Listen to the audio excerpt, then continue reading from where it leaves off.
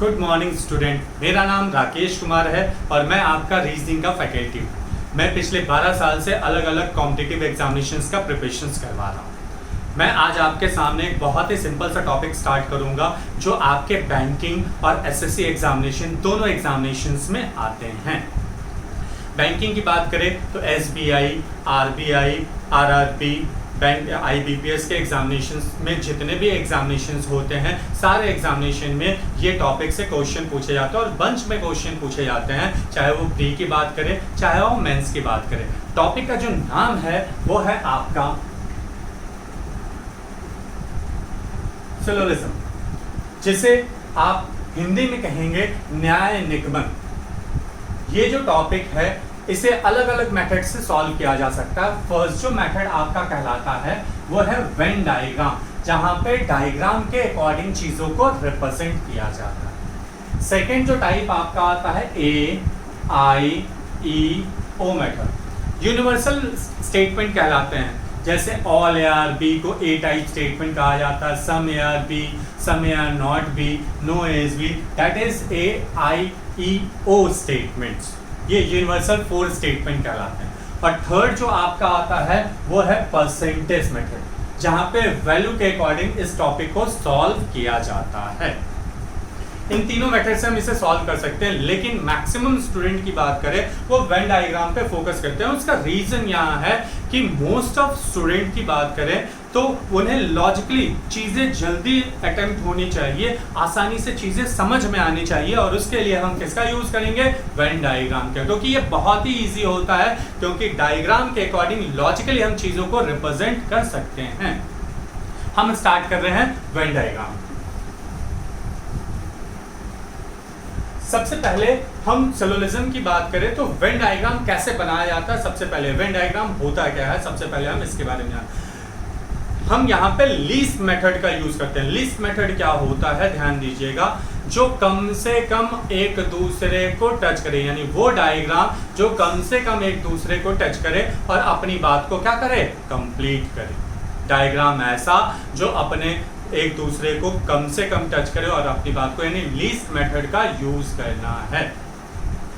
Generally हमारे पास 2 universal statement होते हैं। फर्स्ट जो आपका आता है ऑल ARB एंड सेकंड आता है नो ASB।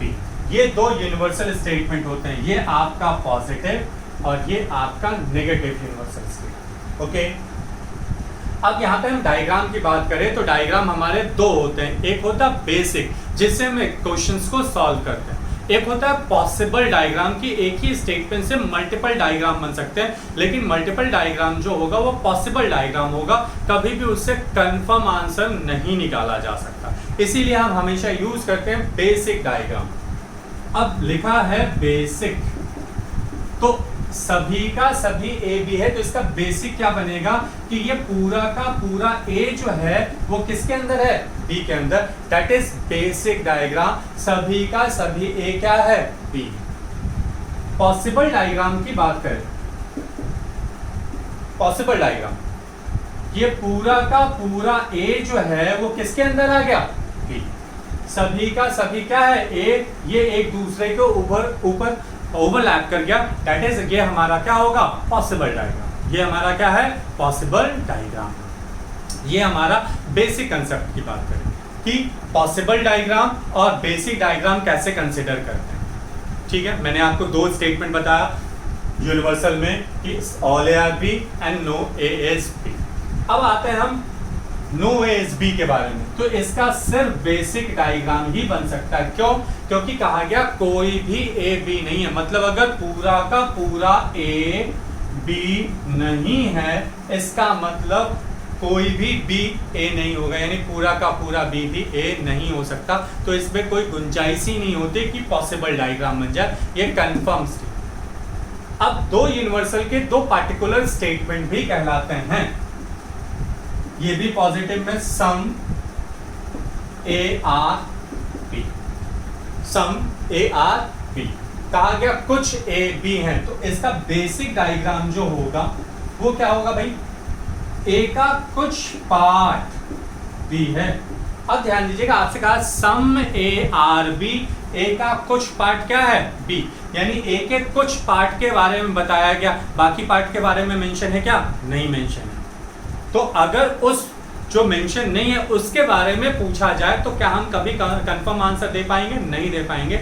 ये हमारा क्या होगा, कांट से की कंडीशन। क्यों, हमारे स्टेटमेंट में कहा गया ए का कुछ पार्ट बी, बाकी पार्ट के बारे में इंफॉर्मेशन नहीं है। अगर उस पार्ट के बारे में आपसे क्वेश्चन पूछा जाए तो आपका आंसर आएगा कांट से। ओके, अब इसके पॉसिबल डायग्राम की बात करें तो पॉसिबल डायग्राम हम ये बना सकते हैं या ये बना सकते हैं। कैसे, अगर ए की बात करें, अगर हम पॉसिबल डायग्राम, इन दोनों डायग्राम की बात करें, ए की बात करें, तो अगर पूरा का पूरा ए बी के अंदर है, मतलब ए का कुछ पार्ट भी क्या होगा, बी होगा, दैट इज सम आ गया। और बड़ा चीज छोटे में हमेशा कुछ होता ही होता है, दैट इज ये दोनों क्या होंगे, पॉसिबल। क्लियर है। अब आते हैं नेगेटिव वाले। इसका नेगेटिव जो पर्टिकुलर स्टेटमेंट बनेगा वो आएगा सम ए आर नॉट बी, ए का कुछ पार्ट क्या है, बी नहीं है। तो बेसिक डायग्राम की बात करें हम इसके बेसिक डायग्राम के, कि ए का इतना सा पार्ट जो है वो बी नहीं है, that is some A are not B. Define किया इतना सा पार्ट, बाकी पार्ट के बारे में इंफॉर्मेशन नहीं, अगर इस पार्ट के बारे में पूछा जाए तो कांट से, बट यहां पे कंडीशन है कि ए का इतना सा पार्ट क्या बी है, दैट इज पॉसिबल, मतलब बेसिक। और इसका पॉसिबल डायग्राम ये भी बन सकता है और ये भी बन सकता है। अब बोलोगे कैसे, जब इतना सा पार्ट बी है तो बाकी पार्ट तो नहीं होगा ना, कंफर्म तो है नहीं, दैट इज पॉसिबल। और जब पूरा का पूरा ए बी नहीं है, इसका मतलब कुछ पार्ट भी ए बी नहीं होगा, दैट इज पॉसिबल डायग्राम। ये हमारा बेसिक कंसेप्ट है कि किस तरह से हम बेसिक डायग्राम को रिप्रेजेंट करें और किस तरह से हम पॉसिबल डायग्राम को रिप्रेजेंट करें। ये चीजें क्लियर है। हमेशा आप जब क्वेश्चंस को सॉल्व करेंगे तो हमेशा बेसिक स्टेटमेंट से ही कंसीडर करेंगे, यानी बेसिक डायग्राम से ही चीजों को हम क्लियर करेंगे। क्लियर है।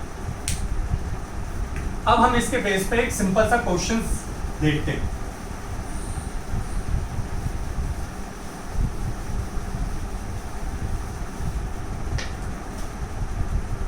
स्टेटमेंट है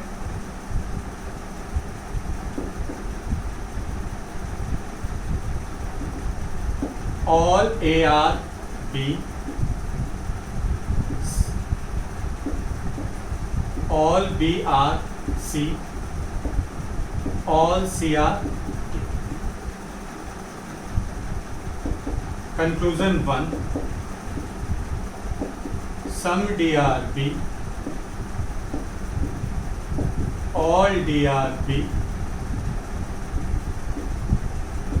all C R A, some A are. अब हम बेसिक डायग्राम, कहा गया सभी का सभी ए क्या है, बी। सभी का सभी क्या है, ए बी है, तो ये पूरा का पूरा ए किसके अंदर आया, बी के अंदर। कहा गया सभी का सभी बी क्या है, सी, तो ये पूरा का पूरा बी क्या है, सी के अंदर। सभी का सभी सी क्या है, डी, तो ये सभी का सभी सी क्या है, डी। ए बी के अंदर, बी किसके अंदर, सी के अंदर, और सी किसके अंदर, डी के अंदर। क्लियर। ये हमारा बेसिक डायग्राम। अब कहा गया, उसके पहले ध्यान दीजिएगा, जब हम डायग्राम से अंदर से बाहर की तरफ आते हैं तो छोटा जो होगा वो पूरा भी होगा और कुछ भी होगा, यानी यहाँ पे सम और ऑल दोनों केसेस क्या होंगे, राइट। और जब हम बाहर से अंदर की तरफ जाते हैं तो ऑलवेज सम की कंडीशन होगी। क्यों भाई, क्योंकि बड़ा चीज छोटे में हमेशा क्या होता है, कुछ। अब कंक्लूजन कहा गया सम D are B, some D, तो डी किसके अंदर, सी के अंदर, सी किसके अंदर, डी के अंदर। तो जब पूरा का पूरा बी जो है वो डी के अंदर यानी कुछ पार्ट होगा, that is confirm, right. All D are B, D का बी, सभी का सभी, बड़ा चीज छोटे में कभी कुछ होगा, नहीं होगा, दैट इज रॉन्ग। पूरा नहीं हो सकता, हमेशा कुछ होगा, पूरा नहीं हो सकता। ऑल सी आर ए, सभी का सभी सी क्या ए होगा, नहीं हो सकता, कुछ पार्ट हो सकता है, that is wrong. Some A are D, सही बात है। जब पूरा का पूरा ए डी है इसका मतलब उसका कुछ पार्ट भी होगा, ये क्या होगा हमारा हाइट। क्लियर सबको?